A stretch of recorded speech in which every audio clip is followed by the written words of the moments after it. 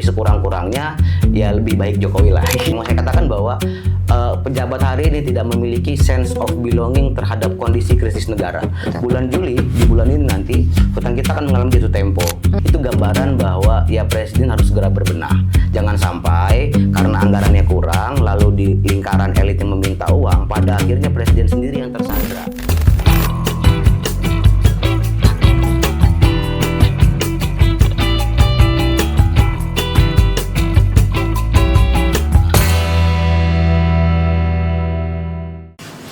Halo semuanya, selamat datang di podcast Ruang Baca bersama saya Erna Firnia. Jangan lupa baca yang penting baca aja. Dan saat ini saya bersama dengan teman saya, teman baru ya, baru kenal. Tapi ini luar biasa sekali sepak terbang beliau ini, sepak terjang ya, sorry. Saya akan mengenalkan beliau adalah Ketua PMKRI, yaitu Perhimpunan Mahasiswa Katolik Republik Indonesia, Mas Nathael Bremana. Halo Mas Bre. Halo Mbak. Panggilannya Mas Bre ya, beneran? Mas Bre. Oke, Bre, oke. Mas Bre, ini baret, saya kalau ketemu PMKRI pasti selalu ada baretnya. Sebenarnya apa sih yang menjadi ciri khas dari PMKRI? Dan ini kan gerakan mahasiswa ya? Iya. Nah, ini sejarahnya terbentuknya organisasi ini sebenarnya apa sih, Mas? Ya, PMKRI itu adalah pasukan tempurnya gereja, Mbak, gitu kan. Jadi dalam setiap persoalan yang berkaitan dengan persoalan bangsa, intoleransi dan lain sebagainya, nah PMKRI memiliki kewajiban untuk tampil di barisan depan. Oke. Gitu. Yang sudah dilakukan PMKRI seperti apa? Ketika ada permasalahan mengenai intoleransi gitu kan, PMKRI harus menyikapi isu itu dalam konteks kebangsaan hari ini gitu kan, bagaimana menegakkan Pancasila dan lain sebagainya. Terus juga persoalan yang belakangan terjadi nih gitu kan, PMKRI juga menyuarakan itu gitu kan, melalui keberpihakan terhadap nilai dan rakyat. Isu intoleransi yang ketika itu PMKRI hadir apa?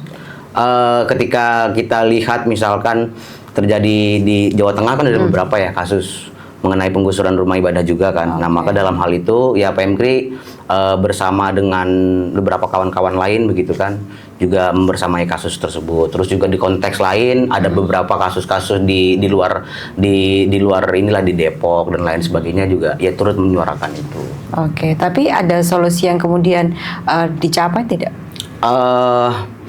Problemnya kan hari ini kalau permasalahan intoleransi misalkan ya Mbak, problem strukturalnya itu kan ada pada bagaimana kemudian pemerintah di tingkat daerah gitu kan berani untuk melawan semua organisasi atau orang-orang yang kemudian tidak memiliki rasa toleransi yang tinggi begitu kan. Nah, problemnya hari ini pemerintah tidak berani melawan itu, sehingga mau tidak mau ya kita sebagai organisasi yang berlandaskan Pancasila ya melakukan gerakan itu gitu loh.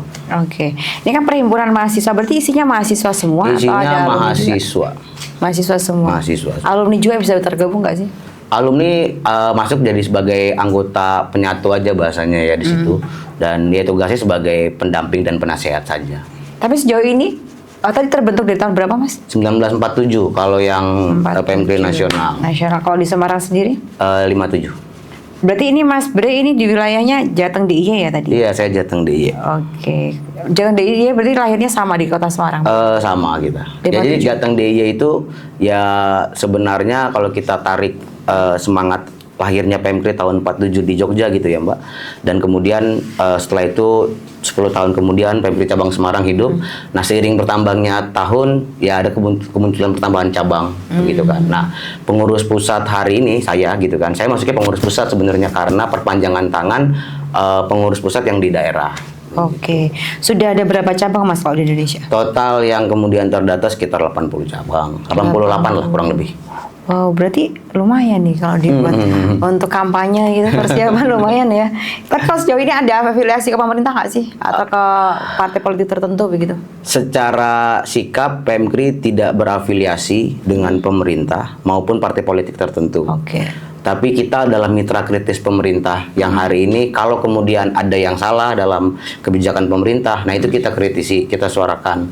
Kalau kemudian hari ini ada yang baik gitu kan, nah kita bisa kolaborasikan bersama. Jadi dalam konteks mitra kritis ini sebagai kader PMKRI begitu kan, nah maka kita dituntut untuk menjadi penyeimbang gitu kan, gitu sih Mbak.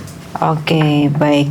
Nah, karena gerakan mahasiswa beberapa hari ini kan beberapa waktu ya. Ini kan ada kegiatan demo itu yang dilakukan oleh mahasiswa melihat kondisi apa ya, kondisi negara saat ini kalau bisa kita melihat menyampaikannya ya.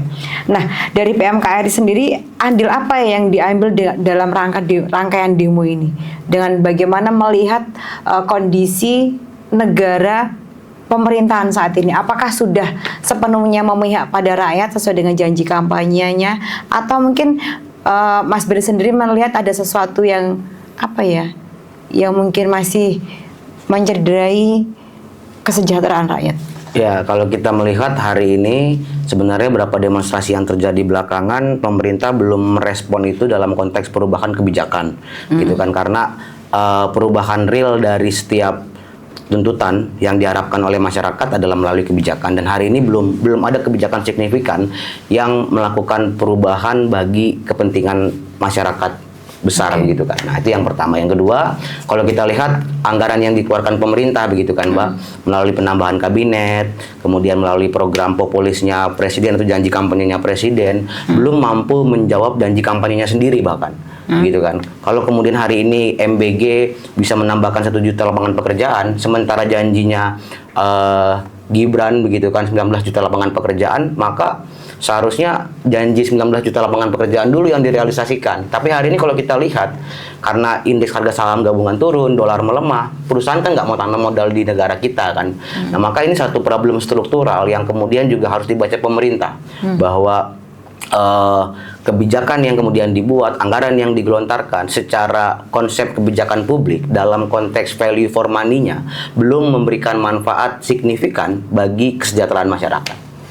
Kalau kita bisa membandingkan, kita boleh ya membandingkan, karena 10 tahun kemarin kan juga pemain-pemainnya satu orang yang sama dengan sekarang yang baru beberapa tahun begitu. Nah, kira-kira perbandingan nyata yang bisa dirasakan pemerintah lebih cenderung ke yang mana nih? Masyarakat, kalau Mas Beri menilai enak yang kemarin apa enak yang sekarang? Kalau misalnya enak zamanku toh gitu, kira-kira itu enak yang mana, Mas? Ya, jawabannya menurut saya sebenarnya ya peningkatan kesejahteraan rakyat itu belum maksimal ya, Mbak. Indikator dari 10 tahun yang lalu. Dari 10 tahun yang lalu, indikatornya adalah kalau kita bisa ukur di zaman Presiden Jokowi, apakah kemudian menaikkan UMR secara signifikan yang berbanding lurus dengan kenaikan harga rumah, harga bangunan.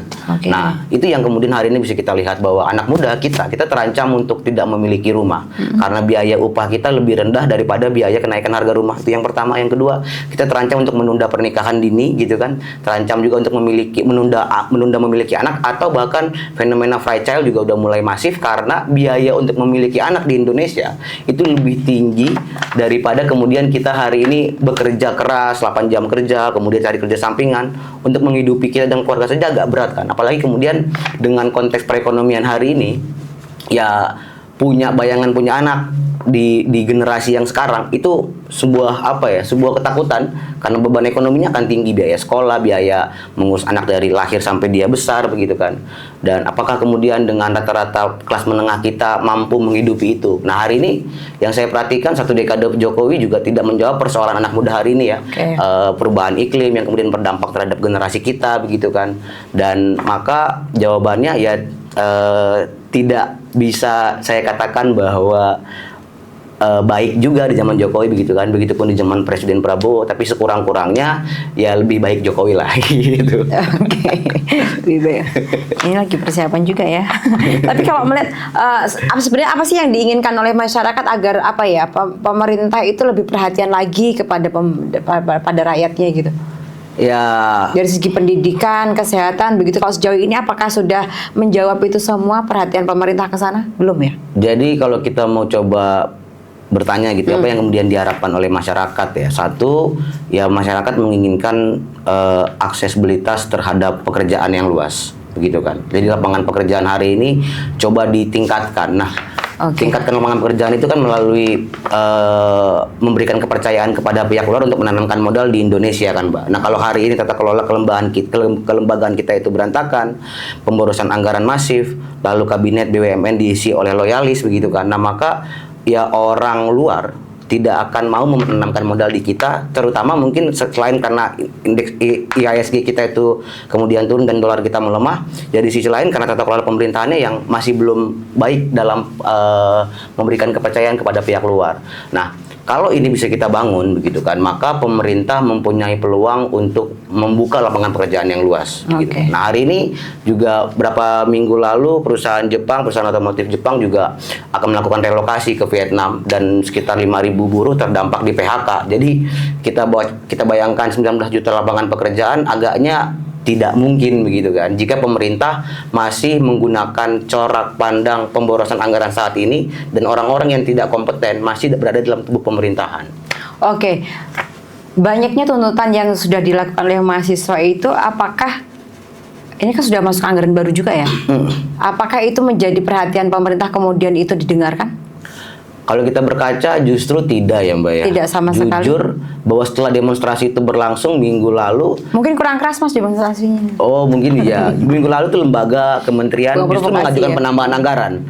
Gitu kan. Dengan dalil ada kekurangan program dan lain sebagainya. Yang mau saya katakan bahwa pejabat hari ini tidak memiliki sense of belonging terhadap kondisi krisis negara. Betul. Bulan Juli, di bulan ini nanti, hutang kita akan mengalami jatuh tempo. Jadi dalam kondisi keuangan negara yang krisis, kemudian lembaga ini, kementerian yang kemudian jumlahnya banyak gitu kan, yang tidak terukur juga kinerjanya bagi masyarakat, rela untuk melakukan penambahan anggaran begitu kan. Nah, maka juga hari ini kita perlu pertanyakan kembali dengan perwakilan rakyat, apakah mereka berpihak terhadap rakyat, mengedepankan nilai-nilai dan perjuangan terhadap rakyat gitu kan, jika di tengah krisis anggaran, di tengah kesulitan pemerintah mencari bunga utang dan hutang yang akan dibayarkan, justru ada lembaga kementerian yang kemudian hari ini mengajukan penambahan anggaran. Sementara nilai dari kebijakan yang dibuat oleh mereka itu belum sepenuhnya berdampak terhadap masyarakat.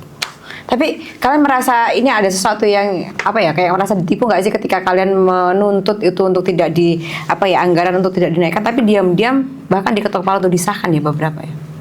MBG banyak yang protes tapi ternyata tetap jalan begitu.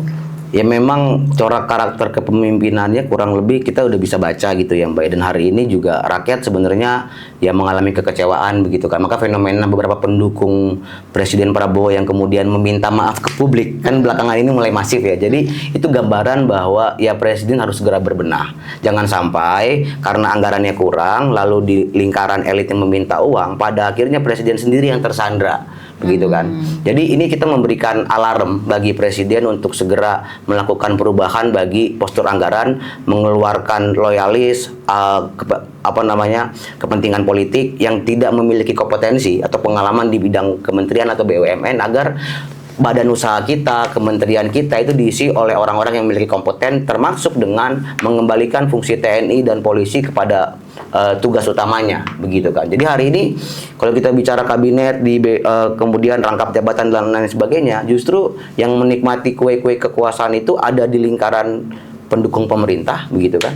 Dan juga ya aparat kita yang seharusnya bekerja untuk masyarakat, tapi justru yang kita perhatikan hari ini mereka rangkap jabatan, gitu kan. Dan sementara kita anak-anak muda yang kritis, vokal, punya pengetahuan, punya kompetensi gitu kan, ya harus terancam kehilangan peluang untuk kemudian hari ini bersaing ya bersaing untuk melakukan kebijakan bagi bangsa itu sendiri, Mbak. Gitu. Oke.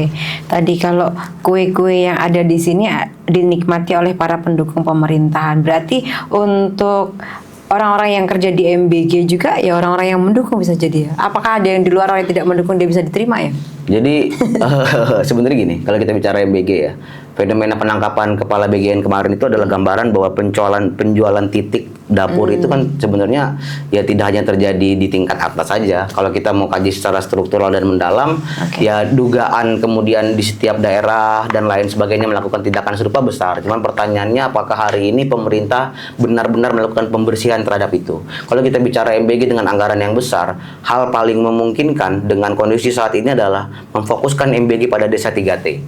Sehingga dampaknya terukur, atau pada kota kabupaten yang memang angka stuntingnya tinggi gitu kan, dan itu akan cukup mengurangi anggaran. Itu baru MBG Mbak, belum KDMP misalkan hari ini. Koperasi Desa Merah Putih yang juga memerlukan banyak biaya, belum lagi pembangunan batalion di setiap kota kabupaten yang hari ini kita bayangkan agaknya tidak mungkin kemudian kota Semarang dengan kota Salatiga berperang gitu kan, lalu buat apa ada pembangunan batalion gitu kan. Jadi kita juga menanyakan di mana keberpihakan presiden terhadap supremasi sipil hari ini. Oke, berarti itu artinya kalau Mas Bri sendiri secara pribadi mendukung MBG itu dijalankan tapi dengan beberapa evaluasi. Ya, beberapa evaluasi, penguatan pengawasan, tata kelola yang baik begitu kan, dan masyarakat sipil diberikan peran juga untuk melakukan pengawasan di dalam. Oke. Tapi ini Ibu diuntungkan loh dengan liburnya MBG karena bahan pokok pada turun semua. Ya, satu ibu-ibu diuntungkan, cuman yang dirugikan kan petani Mbak, gitu kan. Jadi petani, peternak. Enggak, ketika MBG libur. Iya, harga telur kan turun ya, harga ayam kan turun. Kan yang terdampak petani dan peternaknya, pemilik usahanya. Jadi gitu. kalau kemudian kita berbicara mana akhirnya yang seimbang gitu kan, ya sebenarnya yang hidup karena pasar gitu kan, tidak terikat pada satu program yang sewaktu-waktu program ini tidak berkelanjutan gitu kan. Jadi ya hari ini ibu-ibu senang gitu kan, tapi problemnya adalah apakah petani-petani yang kemudian terdampak merasakan kesejahteraan atau ke peternak-peternak, pekerja peternaknya. Jadi kita mau ukur keseimbangan ini sebenarnya. Mana yang jauh lebih baik, mana yang proporsional. Nah, itu kan perlu kajian, perlu riset gitu kan. Nah, sejauh mana kemudian hari ini pemerintah mengkaji kebijakan sebelum mengeluarkannya. Nah, itu yang kami lihat agaknya cukup kurang gitu kan, karena kepakaran di pemerintahan Prabowo agaknya menjadi semacam virus yang harus dijauhi gitu, sehingga riset-riset tidak terlalu penting gitu kan. Jadi ya itulah kebijakan yang kebanyakan keluar juga kecenderungannya respon dari pidato gitu kan, tidak merupakan kajian yang sistemik mendalam. Tapi saya tertarik terkait dengan ini lapangan pekerjaan. Kenapa sih kita menuntut lapangan kerja sementara negara lain itu ibu hamil itu sudah dapat tunjangan, nggak sampai anaknya sekolah. Katanya kita negara kaya. Kenapa kita harus butuh kerja? Kenapa nggak kayak negara lain aja tuh yang ibu hamil sampai melahirkan sampai anaknya sekolah dapat tunjangan dari pemerintah? Kenapa negara kita nggak bisa melaksanakan itu? Satu, negara kita takut dengan orang kaya, Mbak. Gitu ya. Jadi pertumbuhan orang kaya di negara kita itu lebih besar dibandingkan negara manapun, termasuk Amerika. Artinya hari ini potensial kebocoran dana atau sumber daya alam kita itu tidak dinikmati oleh masyarakat kita. Indikator utamanya rasio Gini gitu kan, 0,38 rasio Gini kita menyatakan bahwa pertumbuhan ekonomi itu tidak dirasakan secara keseluruhan untuk masyarakat, tapi justru oleh lingkaran elit yang ada di atas begitu kan. Itu yang pertama. Yang kedua, pemilik perusahaan rokok cukai dengan pemilik perusahaan yang jumlahnya terbatas, paling sekitar hanya lima lah. Memiliki sumbangsi lebih besar untuk penerimaan negara dibandingkan pemilik usaha ekstraktif, batu bara, nikel, emas, dan lain sebagainya yang jumlahnya banyak. Jadi kita bayangkan hari ini yang menyumbang pendapatan negara untuk roda perekonomian hari ini itu dari cukai, dari orang-orang yang hari ini merokok begitu kan, ketimbang dari orang-orang yang hari ini mengeruk kekayaan alam. Nah, kita mau tuntut hari ini Menteri ESDM misalkan, bisa nggak kemudian menaikkan pendapatan negara melalui sumber daya alam kita, gitu, yang pada akhirnya nanti untuk pendidikan yang lebih sejahtera, kuliah gratis, pendidikan dari SD sampai kuliah gratis, kemudian dari ibu hamil sampai melahirkan ditanggung pemerintah. Nah, hari ini pemerintah kita belum berani untuk melawan itu, begitu kan? Ya beraninya melawan rakyat kecil aja, menindas rakyat kecil melalui kebijakan-kebijakan yang dirasa ya akan mendapatkan pertambahan gitu ya, dan nggak berani mereka senggol orang-orang kaya. Atau mungkin justru orang kayanya pemerintah itu sendiri, DPR itu sendiri gitu kan. Jadi kita udah nggak menemukan meritokrasi dalam struktur kelembagaan pemerintah. Seharusnya misalkan pengusaha yang kemudian berkaitan dengan kebijakan tidak mengurus kebijakan kan, logikanya begitu. Nah, hari ini semua campur aduk Mbak, sehingga ya kekhawatiran kita bahwa negara ini tidak dikelola dengan tidak baik, nah itu semakin besar. Iya, kalau kondisi rakyat dianaktirikan seperti ini, cita-cita tahun 2045 Indonesia emas kira-kira bagaimana? Itu buram atau suram atau akan terwujud kalau Mas Bri melihat? Ya kalau pemerintah masih mengedepankan ego ya, kayak sekarang ya, tentu Indonesia 2045 akan berubah menjadi Indonesia cemas, yang dimana kita mengalami ketakutan hari. Anak muda kita mengalami ketakutan, kelas menengah kita menurun, kelas masyarakat bawah itu semakin terjepit dan terhimpit. Jadi kalau kita bayangkan hari ini, pemerintah itu hanya berpihak pada yang di golongan atas saja, orang-orang kaya gitu kan, yang bahkan tidak melakukan penekanan terhadap pajak progresif terhadap orang-orang kaya. Itu kita nggak ada, dan pemerintah nggak berani. Hari ini seharusnya kita kelas menengah, kelas masyarakat bawah itu udah mulai harus sadar bahwa kita harus kemudian berkata jujur, hari ini kita yang terdampak gitu kan. Memang kita tidak membuat kebijakannya, tapi kita yang terdampak dari kebijakan itu. Sementara negara lain hari ini air kerannya aja udah bisa diminum, negara kita belum tuh gitu kan. Negara yang kaya mata airnya bersih dan lain sebagainya, tapi ya berbicara perkembangan zaman, kemudian kemajuan dan kesejahteraan masyarakat, kita masih kurang. Dan masyarakat kita kecenderungannya lebih senang dan lebih gampang menerima karena perubahan kecil begitu kan. Jadi karena udah dapat misalkan dibangun jalan, jadi pemerintah udah baik begitu kan. Padahal sebenarnya kita harus coba berani mengatakan bahwa pemerintah selama ini tuh uangnya berapa sih gitu kan. Lalu yang diberikan ke kita berapa gitu kan. Jangan sampai karena ketidaktahuan itu justru berdampak terhadap kita juga dan masa depan anak kita ke depan, anak cucu kita ke depan. Oke. Tadi golongan-golongan atas aja yang mereka perhatikan itu, kalau Mas Bri melihat apa yang dilakukan pemerintah saat ini, apakah ada semacam misi ancang-ancang untuk nanti mensukseskan di 2029?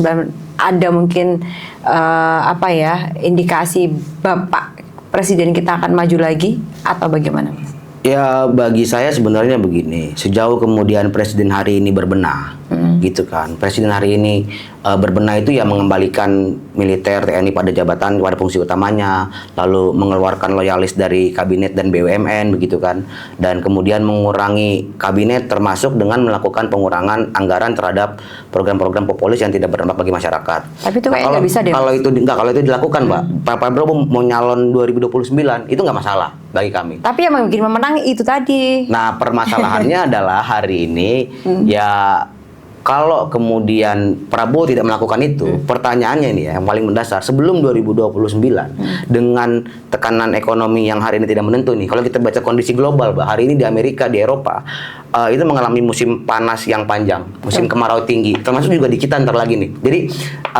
kita akan memasuki El Nino mungkin akhir tahun sampai bulan Mei begitu kan. Pertanyaannya, dampak ini akan berpengaruh terhadap air dan irigasi, yang akan berpengaruh terhadap hasil pertanian perkebunan. Dan ini akan berpengaruh pada kita pada akhirnya. Nah, maka kalau pemerintah hari ini tidak memfokuskan pada problem climate change, perubahan iklim gitu kan, yang kemudian berdampak terhadap energi dan pangan, ya mungkin Prabowo akan jauh lebih cepat gitu kan. Sebelum 2029 kemungkinan akan lebih cepat untuk ya diminta rakyat agar mengembalikan mandatnya begitu. Jadi karena kalau tidak menyelesaikan problem tadi ya, maka yang saya katakan bahwa ke depan itu ada perubahan iklim yang harus direspon segera oleh pemerintah begitu kan.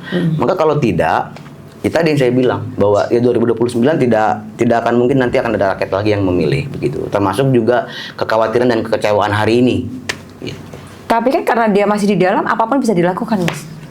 Ya memang kalau kita bicara secara politik, iya. Tapi problem utamanya hari ini adalah ya Pak, kita juga sadar bahwa hari ini kalau kemudian Bapak bisa diajak ngomong hari ini pemerintah membuka ruang, tidak dalam bentuk ruang di luar dari forum-forum yang mereka buat begitu kan, tapi misalkan masuk dalam diundang di TV nasional, lalu kita buka data dan lain sebagainya. Nah, di situ kita mungkin akan menjelaskan apa yang hari ini diinginkan oleh rakyat gitu kan. Dan kalau pemerintah menerima dan pemerintah melakukan perubahan, ya menerima aja nggak cukup, Mbak. Pemerintah melakukan perubahan. Nah, kemungkinan sekurang-kurangnya masyarakat merasa jauh lebih baik itu besar. Oke. Mas, kalau misal Mas Bri ini dikasih kesempatan, boleh ngopi dulu Mas. Dikasih kesempatan, karena kita melihat kayaknya pemerintah tuh kan sama sekali nggak mendengarkan aspirasi dari masyarakat ya, dari teman-teman mahasiswa. Padahal kalau kita melihat teman-teman pada demo itu ibu-ibu pada senang, pada banyak yang mendukung begitu ya, ada yang ngasih logistik juga. PMKRI ketika kalau misal dikasih, ini kita berandai-andai ya, misal dikasih posisi seperti ini, karena jabatan itu kan apa ya, membuat kita lupa ya. Oke lah, Mas Bri saat ini bisa mengkritiki pemerintah dengan kondisi karena Mas Bri di luar pemerintah. Tapi kalau misal berada di dalam pemerintahan, apakah tidak terlena dengan jabatan yang ada? Apakah berani Mas Bri juga akan menyuarakan dengan berhadapan dengan orang yang akan berpihak dengan kondisi seperti ini? Ya, dalam konteks kebijakan publik misalkan ya Mbak ya. Kita kan mengukurnya di situ sebenarnya ya dalam Pemkri hari ini. Dan menurut saya begitu kan. Hari ini kalau kemudian pada akhirnya kita melihat ke depan seperti apa, justru harusnya pemerintahan itu, pejabat-pejabat itu atau kabinet-kabinet diisi oleh orang-orang yang hari ini bersuara tentang rakyat, gitu kan. Dan ya prinsipnya itu yang pertama.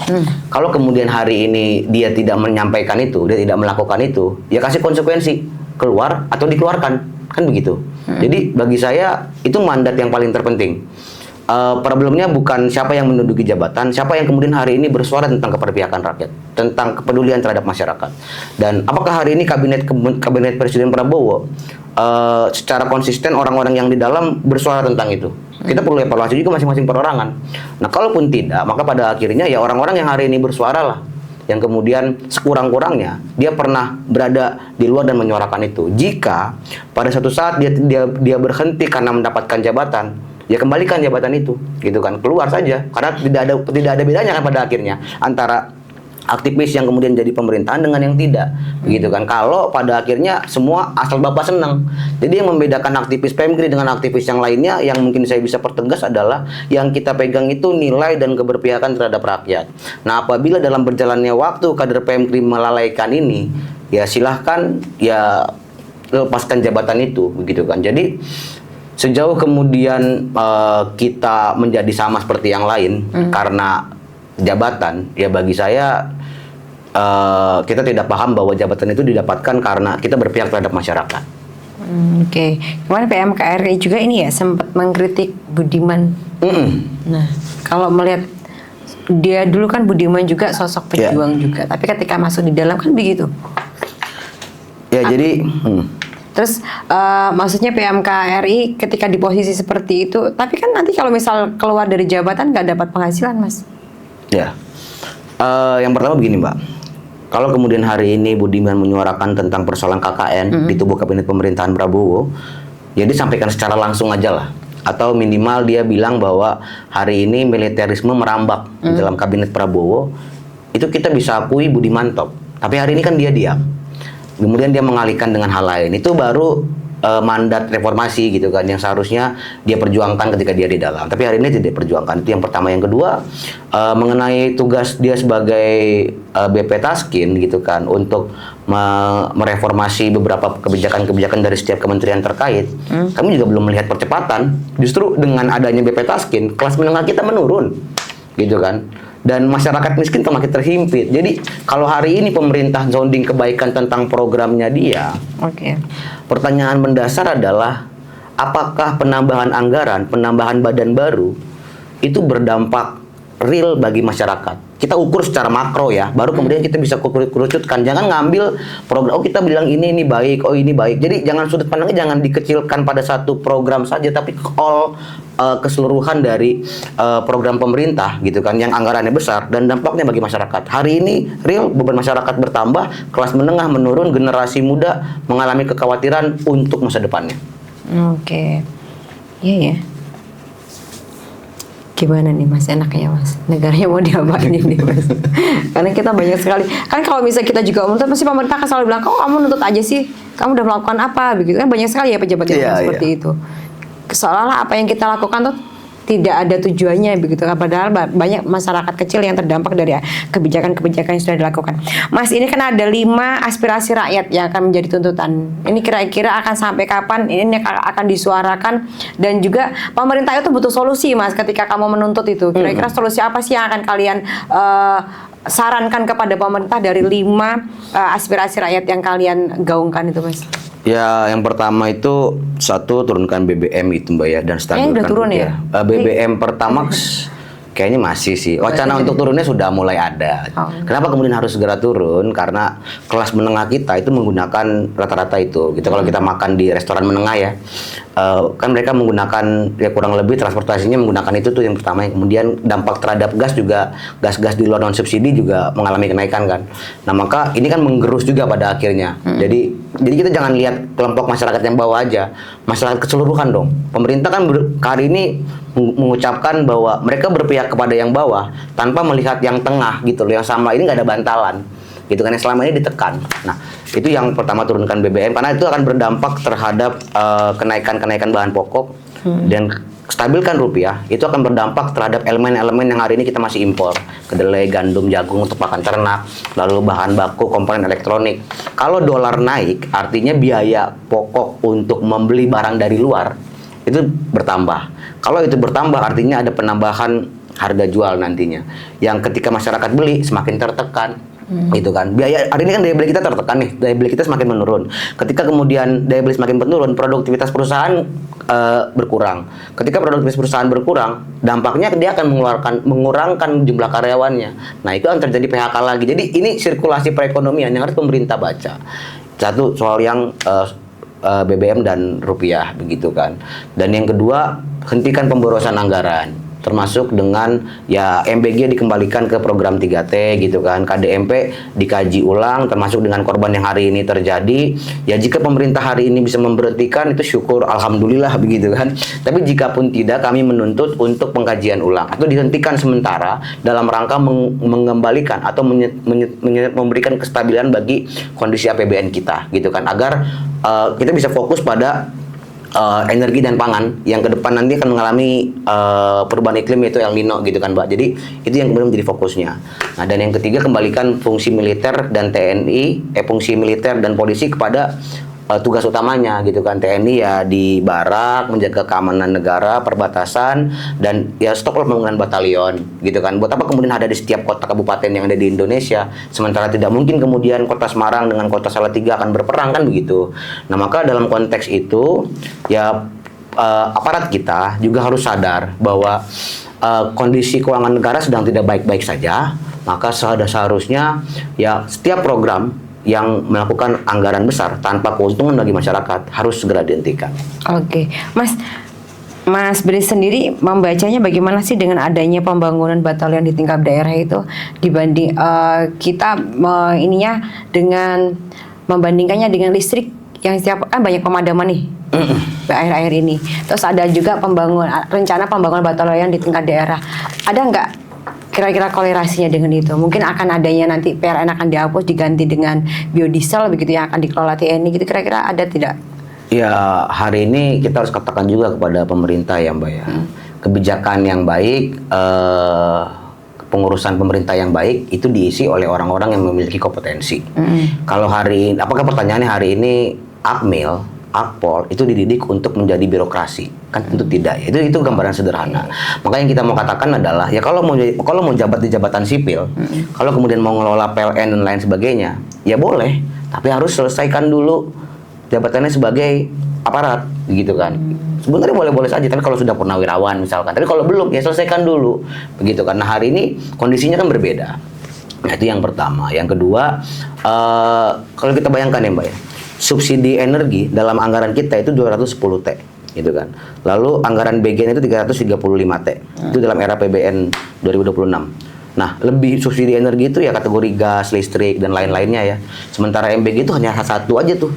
Lalu kita bayangkan hari ini kita yang bayar listriknya ditopang oleh pemerintah begitu kan. Itu harus mengalami ya tadi saya bilang bahwa ketika hari ini Menteri SDM bilang minta maaf mengenai kondisi yang terjadi di masyarakat, yaitu secara tidak langsung mencederai kita sebagai negara yang kaya akan sumber daya alam, batu baranya di mana-mana, digali sedikit aja di Kalimantan udah ada batu bara. Tapi kemudian kenapa hal ini terjadi? Nah, maka itu juga perlu dikoreksi gitu kan, termasuk dengan usaha-usaha negara yang hari ini dilakukan tunggal oleh negara. PLN kan nggak ada saingannya. Kenapa kemudian bisa rugi gitu kan? Kenapa kemudian bisa mengalami defisit? Nah itu sebuah pertanyaan. Apakah ada kebocoran? Apakah ada bentuk-bentuk kecurigaan lain yang hari ini masyarakat perlu tanyakan? Oke. Mas Bri, dalam waktu dekat apa yang akan dilakukan ya Mas? Ya, saya akan untuk membuat pemerintah mendengarkan suara kalian mahasiswa di Jara dan yang pertama, kebetulan nanti kita akan kongres di Ruteng, Mbak, bulan Juli. Saya akan maju sebagai calon ketua presidium pusat, gitu kan. Dan dalam konteks itu kita akan membawa semangat kembali agar PMKRI menjadi organisasi yang bisa melakukan perubahan signifikan bagi masyarakat. Gitu kan, melalui kebijakan perubahan struktural, melalui kebijakan yang real berdampak bagi masyarakat. Nah, itu komitmen yang saya hari ini bangun, gitu kan, di tengah rekam jejak saya sebagai organisasi dari tingkat cabang daerah, yang hari ini kemudian saya masih bersuara lantang untuk menyuarakan itu. Nah, maka dalam konteks itu kita PMKRI, kader-kader PMKRI di seluruh Indonesia harus kembali membuka mata, harus kembali berani menyuarakan persoalan bangsa hari ini dan jelas keberpihakannya kepada siapa. Hari ini kita bukan ada di pemerintahan, kawan, gitu kan. Kita ada di luar. Kita tidak digaji dari uang rakyat, maka sudah seharusnya kita berpihak terhadap rakyat, begitu kan. Nah, dalam konteks itulah PMKRI dipanggil untuk kader-kader PMKRI dipanggil untuk menyuarakan itu secara lantang. Oke. Ini mungkin yang terakhir, Mas, saya tidak akan meminta Mas Bre untuk memberikan masukan kepada pemerintah karena setiap hari sering demo ya, mungkin nanti bisa disampaikan. Tapi bagaimana Mas Bre menyampaikan kepada rakyat sebagai orang yang terdampak dengan kebijakan pemerintah seperti ini, kira-kira himbauan kepada rakyat kita, apakah harus tetap semangat hidup gitu atau harus bagaimana dengan kondisi? Karena kan kita tahu ya sekarang anggaran sekolah mahal, semuanya lah, tidak ada yang membuat kita bahagia. Yang bahagia ya orang-orang yang di sekelilingnya saja kan. Nah, untuk rakyat nih, apa himbauannya? Ya, hari ini seharusnya kita rakyat Indonesia, gitu kan, dari golongan paling bawah yang terhimpit, golongan menengah, dan generasi muda yang terancam atau pengangguran terdidik, gitu kan. Seharusnya kita sudah mulai sadar bahwa pemerintah itu butuh suara kita untuk bersuara untuk menyampaikan apa yang hari ini kita resahkan. Saya mau katakan adalah jangan pernah serahkan nasibmu pada mahasiswa yang ada di jalan, tapi berjuanglah menyuarakan nasibmu itu sendiri di jalan, termasuk di media-media sosial. Karena dalam konteks hari ini kita harus, hari ini yang hanya bisa mempertanggungjawabkan dirinya hanya kita, termasuk saya, gitu kan. Maka dalam konteks itu kita ingin menyadarkan masyarakat untuk yuk kita sama-sama menyuarakan itu, yuk kita turun, gitu kan, kita menyuarakan di media dan lain sebagainya, sehingga tidak ada bayangan bahwa oh mahasiswa ini perpanjangan lidah rakyat misalkan. Yang mau saya katakan ya hari ini mahasiswa adalah rakyat, dan sebagai rakyat kita menyuarakan bersama. Jadi jangan kemudian saling menitipkan. Biar apa? Biar kesadaran itu dimiliki oleh kita bersama sebagai rakyat yang hari ini mengalami dampak signifikan atas ketidakbetulan kebijakan pemerintah. Oke. Harus bersama-sama ya. Harus bersama-sama kita, Mbak. Cuma kadang-kadang kita menghadapi buzzer juga dia agak susah ya. Mesti dihadapin, Mbak. Semakin dihadapin semakin naik buzzer. Laku dia. Makin dipanggil lagi nanti untuk ngiklan. Oh, iya benar-benar. Ya kenapa nggak buzzernya rakyat kita aja ya daripada orang-orang. Oke, baik, terima kasih Mas Bre waktunya bersama Ruang Baca, podcast Ruang Baca. Semoga ini menginspirasi anak-anak muda dan juga rakyat Indonesia ya. Untuk bagaimana kita tetap berjuang di tengah kondisi Indonesia yang harus baik ke depannya dan juga harus maju ya, dan juga masyarakatnya dan juga harus bahagia, jangan pemerintah dan orang-orang di sekelilingnya juga yang bahagia. Baik, terima kasih, selamat. Oke, sampai jumpa di episode selanjutnya. Bye-bye. Bye-bye.